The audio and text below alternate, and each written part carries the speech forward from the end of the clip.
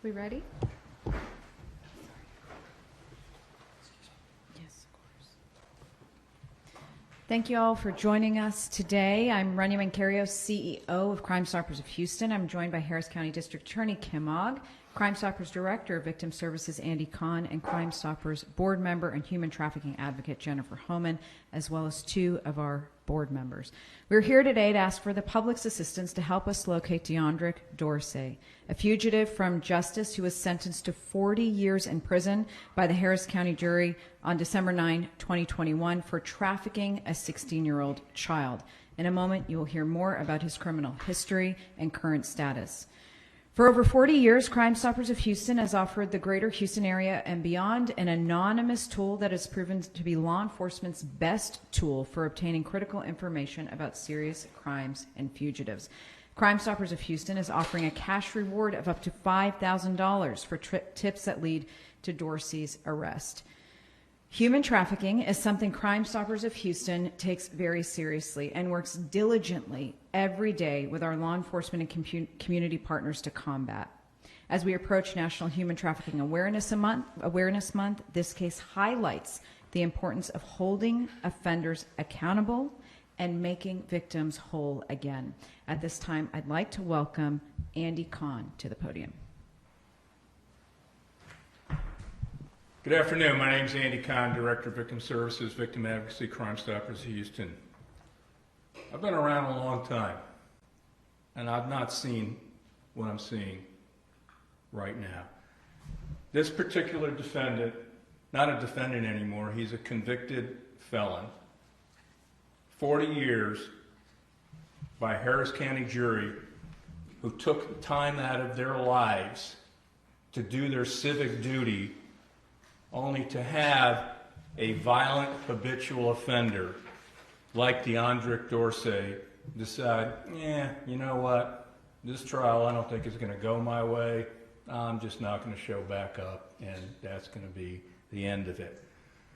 Dorsey's got prior convictions in Michigan and in Montgomery County.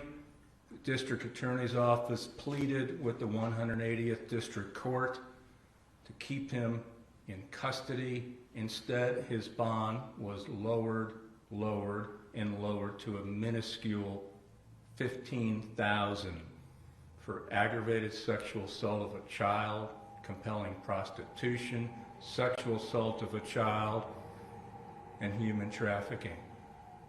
I just can't fathom the logic of how you think this is in the best interest of public safety to release a defendant on that low of a bond for these serious, egregious cases, considering human trafficking is the scourge of everybody, and we're given the quote, the moniker, the human trafficking capital of the world. And now, Crime Stoppers has to cough up to a $5,000 reward for any information leading up to the arrest of this. And we know somebody out there knows where he is. There is no ifs, ands, or buts. So do the right thing, and let's get this person in custody and send the message out. And this isn't the only time it's happened. Hey, Ron, can you hand me this? This is not the only time this has happened. Now, this person is actually back in custody, but he too had a jury trial. Showed up and then took off his ankle monitor. He got sentenced to 29 years. It took over a year to get him back in custody. We have another defendant. There was trial, jury selection, capital murder. Decided he wasn't going to attend.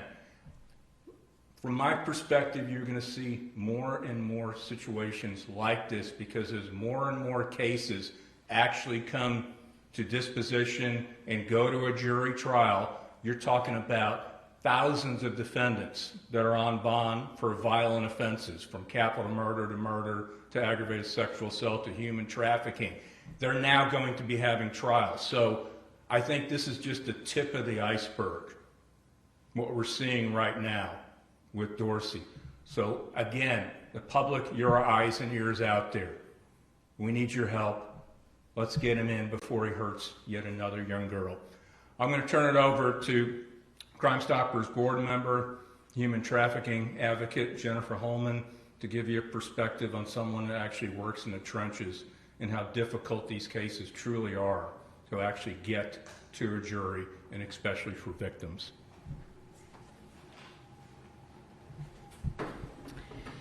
So Andy talked to you a little bit about the perpetrator, and I'm going to try to provide for you the perspective of a victim or a survivor of this atrocity.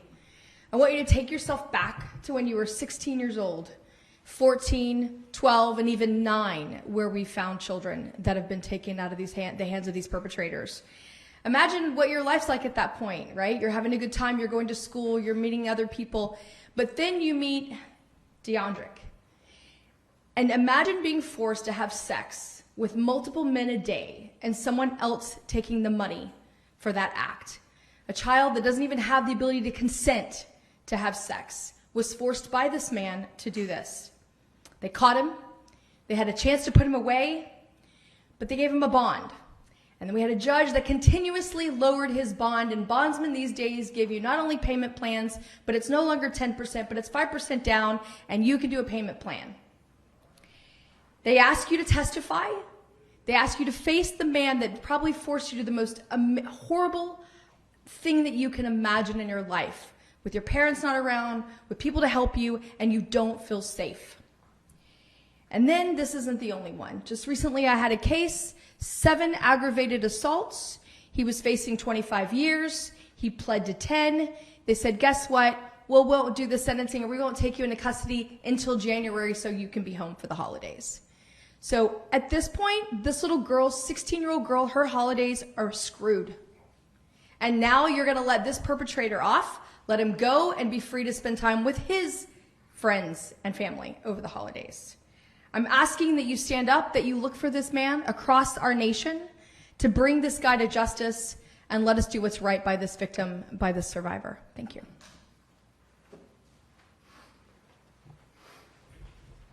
And again, echoing on what Jennifer said, it simply defies logic, what we're seeing right now.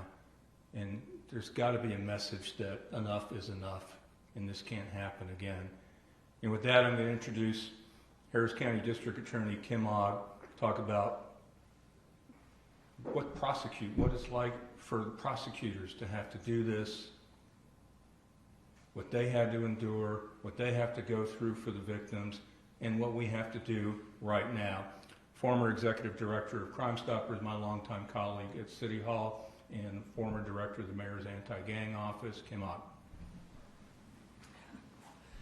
Well, there's a lot of formers. I am the Harris County District Attorney. I'm Kim Ogg, and I'm joined by my friends, board members here at Crime Stoppers, the outgoing and incoming president, their CEO, Rania Macarius, Jennifer Holman, human trafficking expert, and longtime victims advocate, Andy Kahn. We come before you to ask for the public's help, as we have so many times before, and we know that Houstonians will respond.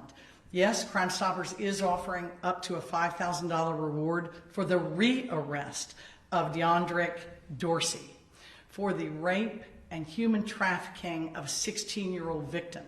He was convicted in the case in absentia, meaning an empty chair was sentenced by the judge in the 180th District Court instead of the defendant. Why? Because the defendant, facing a prison sentence, fled. Now, has he fled the jurisdiction? We don't know, and that's why we want you, Houston, to help us find DeAundric Dorsey. Human trafficking is one of those crimes that doesn't just steal the innocence of the victim. It is rape over and over and over, because this victim did not have she was not at the age of legal consent. And anybody can picture their child, brother, sister, in a similar situation, maybe having trouble at home, going to a friend's house, thinking about running away, and they meet somebody like DeAundric Dorsey. That's what happened in this case. But unfortunately, although the notion behind bail is two things, it's public safety, it's balanced with the individual's right to freedom, there's also another consideration that judges must consider, and that is the risk of flight. DeAundric Dorsey didn't have local connections or family here. He was from another state. He was engaged in a crime that naturally involves trafficking, moving around. And he was here long enough to victimize at least this one young girl. And so we're asking for the public's help to have him re-arrested. DeAundric Dorsey shouldn't get away with this crime. He's looking at a 40-year sentence, and his cell is waiting for him. All we need is the public's help. Again, if you have any information about DeAundric Dorsey, call 713-222-TIPS. And on behalf of all law enforcement in Harris County, let me say, public, we need your help, because there's no more dangerous person for law enforcement to arrest than a wanted fugitive who knows he's looking at time. There's nothing more frustrating for our prosecutors than to work up a case, work with the victim, have her testify, only to see the defendant flee on a minuscule bond that shouldn't have been set. And finally, to the victim in this case, we want justice for this young girl. She had the courage to report the crime, to tell her story to advocates and prosecutors, to identify the defendant from a photo spread and to face him down in trial, only to see him walk away. He's not scot-free. He just needs our attention, Houston. So let's be on the lookout for DeAundric Dorsey. And I want to thank Crime Stoppers for their relentless pursuit of justice. I want to thank the regular citizens who staff the Crime Stoppers Board for raising the money for these rewards to try and keep Houston safe. And finally, to the media, thank you for your attention to the case. With your help, we'll catch DeAundric, and he'll be back and on his way to prison where he belongs.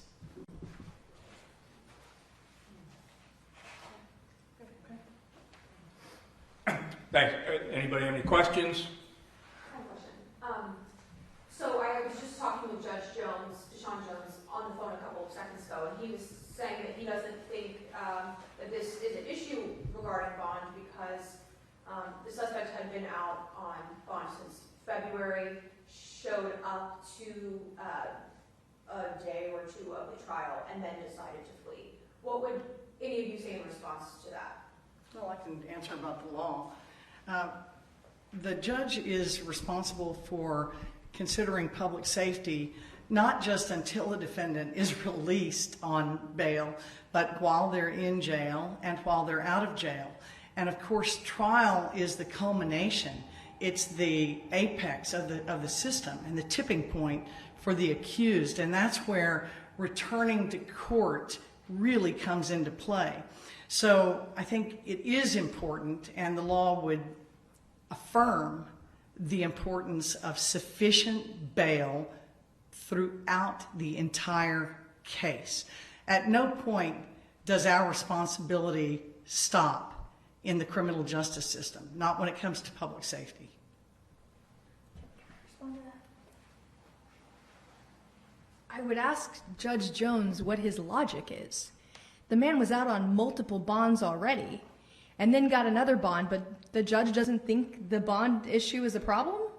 So had the man not been out on multiple bonds and actually been held, he wouldn't have potentially created this crime.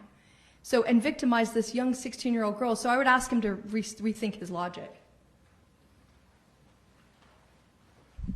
And I'll just basically state, you know, this person, Dorsey, he was in custody from 2019 until February 21. And the reason was because he couldn't make the original bond. And you lowered it and lowered it and lowered it to a minuscule amount for a serious, violent felony involving a young girl. So as a result of the bonds being lowered by Judge Jones, we are where we are today. So yes, you are responsible for him being released because he was locked up for, I guess, close to 2 years, a year and a half or whatever, because he couldn't get out. And yet you made sure that he was going to get out, and now we have to cough up and ask the public for help. Why wasn't he deemed a flight risk? You want to answer that? Yeah, I think you have to ask the judge that, right? So when they're assessing, the magistrate and the judge are assessing the bond or what they're going to do, whether he's a flight risk or does he have ties here, does he have a tie in another state, they're the ones that assess that. So I would ask them what they use to assess the flight. So that's a rhetorical comment, I'm sorry, but he needs to answer that question. Why wasn't he a flight risk? Ms. Ogg, can you give us an update on the crackdown on Bissonnette? I know back in August, there was a press conference with a commissioner and a city council member talking about the change in the law that was happening. Can you talk about how your office is? Yes, I think it's a very positive thing for Houstonians to know that what is called the Bissonnette track is the subject of a lot of attention by law enforcement. Thanks to advocates like Jennifer Homan and others working with women and young men who have been trafficked in sex, we now have a group that is working to apprehend buyers, not just sellers. And our Project 180 at the DA's office helps turn around those sex sellers, trying to offer them other opportunities at addiction services, at counseling, at all kinds of really resources designed to try and get them out of that life and into something more positive, back with their families, or in a situation where they can support themselves legally. But what we're doing to the traffickers is prosecuting up the chain. The most important change, though, I think, it was the legislature's determination that buying sex was going to be a felony, and we are prosecuting individuals arrested for just that. So we've seen nearly double the statistics of buyers arrested this year as compared to other years, and we are prosecuting those cases. So I would say it's an awareness campaign, but more importantly, it's targeted at the demand, and we're trying to uphold our end of redirecting the supply, the sellers, into something more positive. And when they chronically repeat, they are rearrested and prosecuted eventually, because the businesses and the people who live along the Bissonnette track deserve a crime-free environment as well. I added that. I want to speak on behalf of the DA's office, because I have to tell you that I've worked on a number of cases with them, and not only are our victims assistance support services increasing in the county, which has been an amazing job by HPD, but also with the DA's office. They've been working with us on these cases. The law defines a girl that is trafficked, or a man, a boy, a child that's trafficked, as a seller, as well as a trafficker. So I help understand that. A seller in legal terms is both the person that's being trafficked and the actual trafficker. On the victim that's actually being trafficked, what happens is sometimes they do get arrested, but it's helpful to us as advocates, or for them, to either detox, help them, and then let us have time to provide the services and the program that we want to get them into. But I will tell you, it has been amazing to actually get a call from the DA's office and say we've had a victim or survivor that they know we've been working with, and they ask us, what's your opinion? And we find ways to get them into programs, and they do the work themselves. So there are solutions that are coming out there. But again, I'll reemphasize what Kim has to say there, is if you are buying sex, you are creating the ability for the DeAundrics of the world to sell 16, 14, and 12-year-olds. So I would just say stop buying sex for pay. One last thing, Micah, if you're continuing to speak with Judge Jones, ask him if he'd be willing to join us in asking for the capture of the person that was convicted in his court and sentenced to 40 years. We would certainly welcome him making a public statement to get Dorsey back in custody.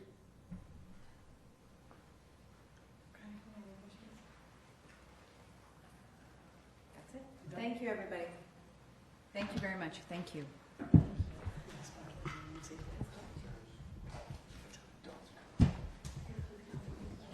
Yeah, of course. And my mask. Yes.